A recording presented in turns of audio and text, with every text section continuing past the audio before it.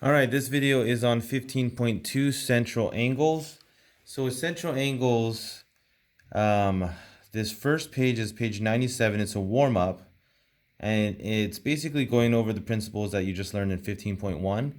What we're going to do right now is we are going to skip page 97 and jump straight into page 98.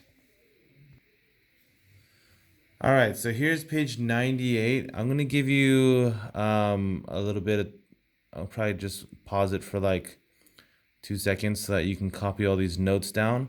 So if before you keep going, copy everything down and then I'll talk about what the notes mean.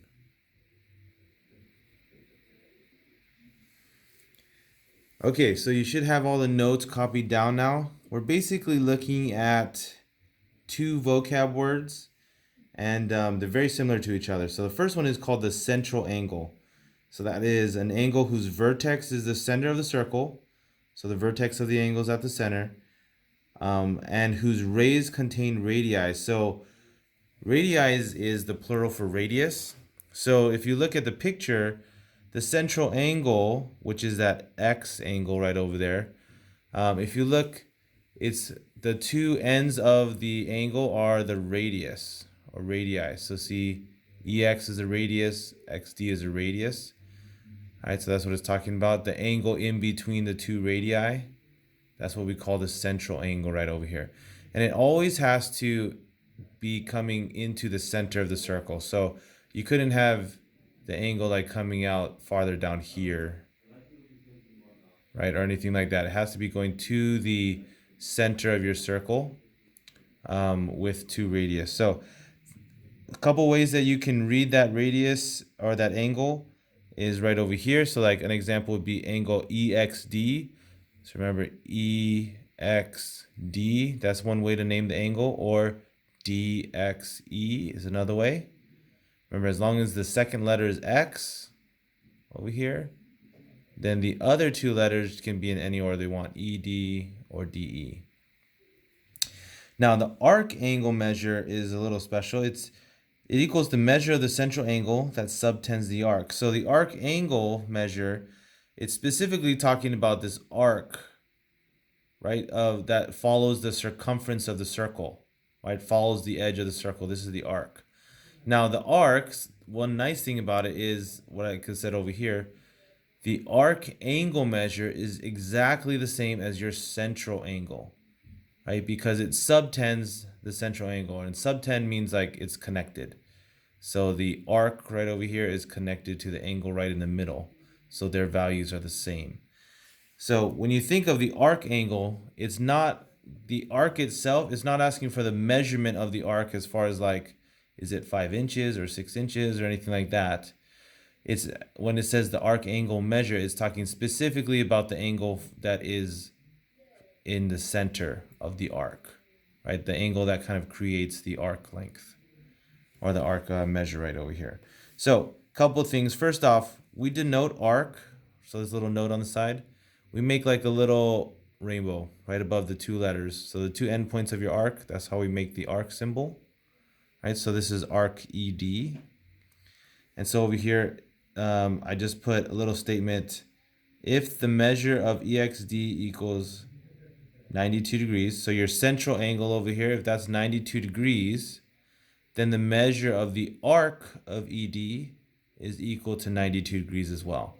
So whatever the central angle is, the arc will also be the same as far as the measure of it. All right. Now, interesting enough, this is basically the only note portion of this section. The rest are going to be problems to be working on. And so I'm going to show you some of the answers and then I'll go over it so you can copy it down as you keep going. We're going to look at page 99 right now. Okay, so this is page 99. And go ahead and go ahead and pause the video right now so that you can copy down the notes on this page and then we'll talk about it.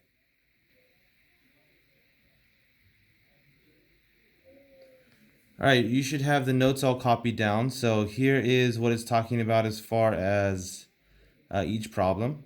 So it tells us from the circle on the side tells us in the diagram, it shows the circle centered at T, and the measure of angle STL is 68 degrees.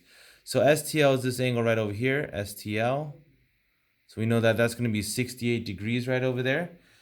So that's the angle on the inside. This is called our central angle, remember? So it's coming from the center of the circle and is made of 2 radius. So central angle is 68 degrees. And then it asks us to answer all these other questions. So name a radius. So if you look at the circle, remember radius means it's coming from the center to the edge of the circle. So there's only two, TS and LT, right? Both are line segments, so we put the line over it. But those are both the radius. So see, coming from the center over to the edge, from the center over. You can see these other lines, they don't actually go through the center, so you can't count them as radius. All right, now question B, which of the following is a chord? Circle all segments that are chord. Remember, chord, the definition was it has to, the two endpoints have to be on the edges of the circle. Right? And that's the only thing that it requires. So RS, R and S, so the two endpoints are on the edges of the circle. So yeah, that's a chord. TS, if we look at TS, T is coming from the middle of the circle over to the edge. So that's not a chord, that's actually a radius. LR, so L is on the edge and R is on the edge of the circle. So both are, so that would be a chord. And then the last one is SL. You see this little symbol? So right, we were drawing like a full-on rainbow arch or arc. And this one is, it kind of looks like a little pointed arc, like a little house. So this is saying the arc of SL, which the arc of SL would be this right here.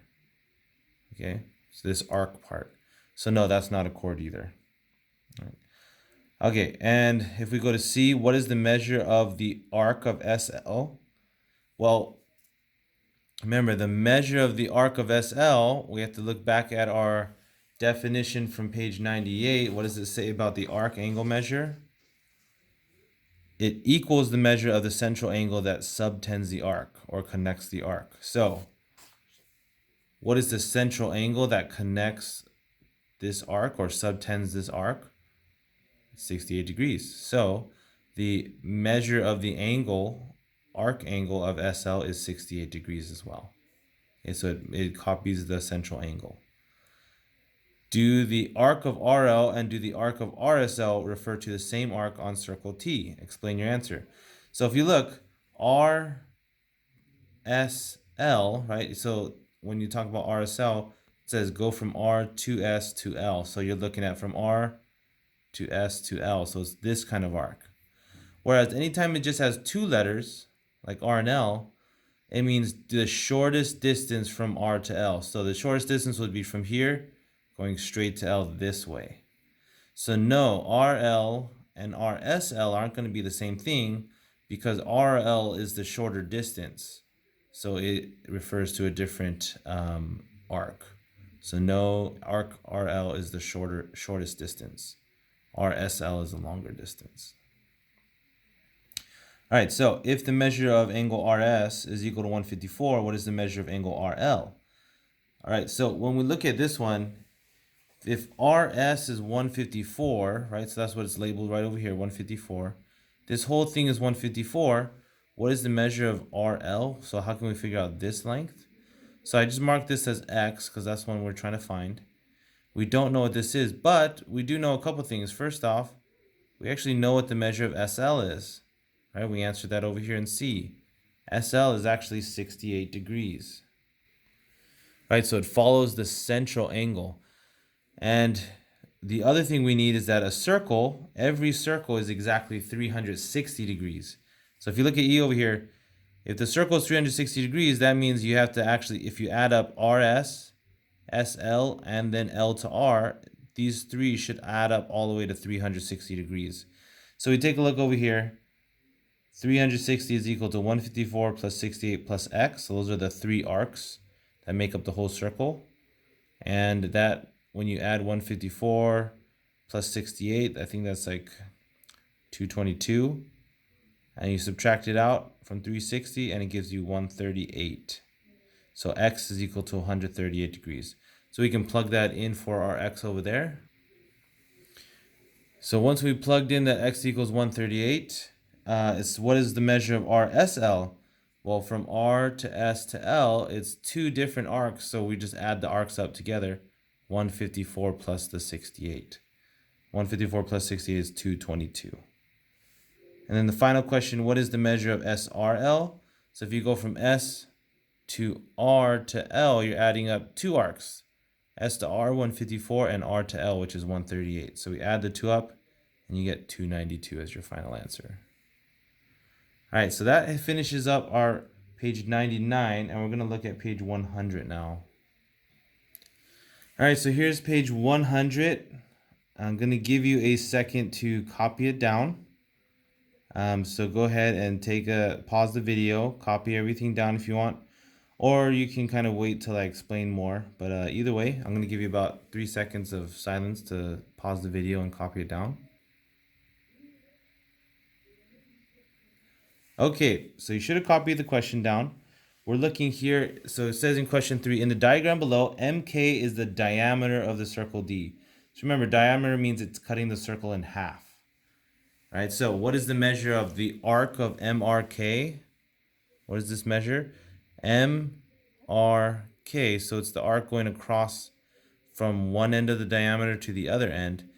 Now, if a diameter cuts the circle in half, and a circle is 360 degrees, that means the angle is going to have to be 180 from one end of the diameter to the other, right?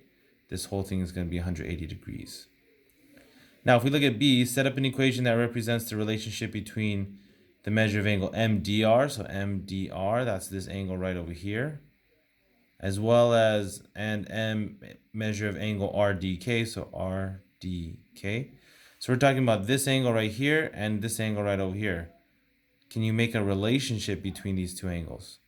Well, we can, because these two angles make up the diameter, right? From M to K, that's actually the same if I added those two angles up.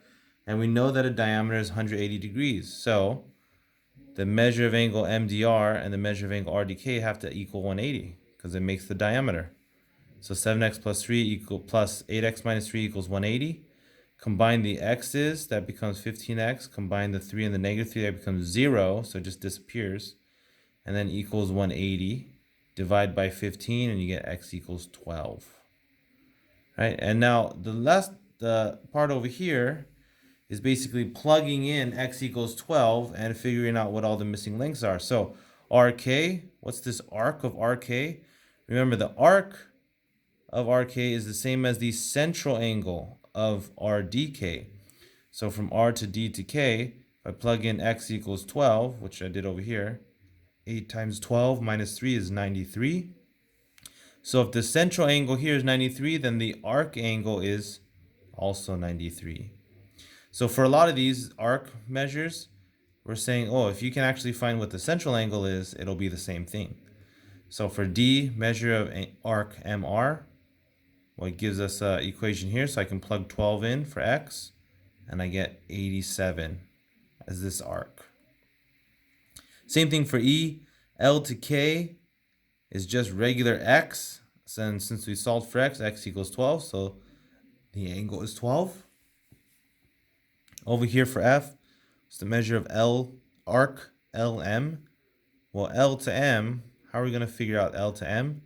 The idea is, if we already know that this is, what was this, 87, this was 93, and this was 12, and a whole circle adds up to 360, then we can subtract all these arc angle measures, and then whatever we're left with should be the arc of LM. So 360 minus 93 minus 87 minus 12, that's the three arcs right here. That gives us the measurement of 168. So arc measure of ML would have to be 168. Now, these are all the central angles on the inside. So yeah, all the central angles would have to follow suit. If this is 168, then the angle LDM would also have to be 168 because the central angle and the arc angle are the same. And what's the measure of LR?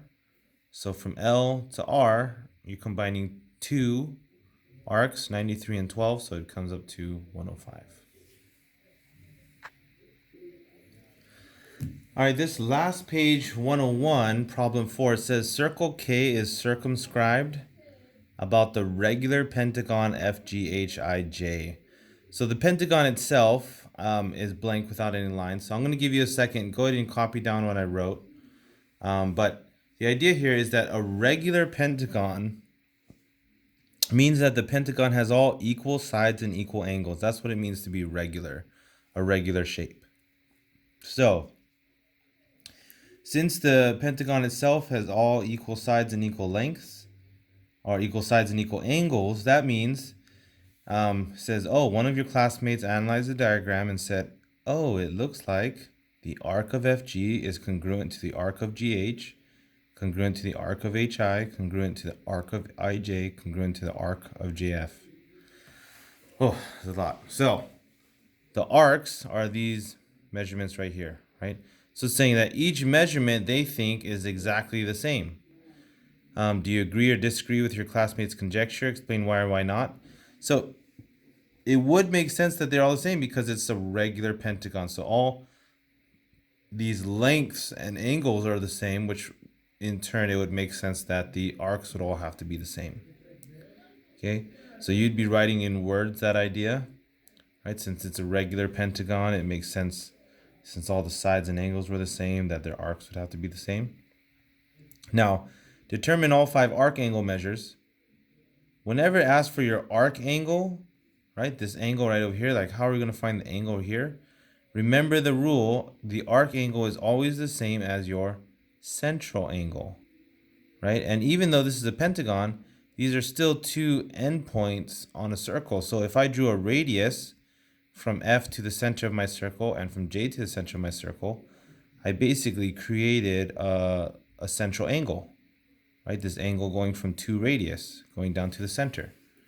And if I connect all the points, the endpoints of my pentagon, then knowing the arcs are all the same, all the central angles would have to be the same thing as well. And I know that in the circle, they all add up to 360 degrees. So if the circle is split up into 5 pieces, that means that 5 of the angles would have to equal up to 360. Divide by 5, x would have to be 72 each for each angle inside the pentagon. All right, and that is everything as far as the section 15.2 covers. So there is a worksheet that will be used for the independent work. So you guys want to look at that. I'll have the answers posted on the worksheet. I'm not going to make a video on how to solve it, so you guys are going to have to work as a group on solving the actual homeworks, but you will have the answers to look at. You'll just need to figure out how it's solved.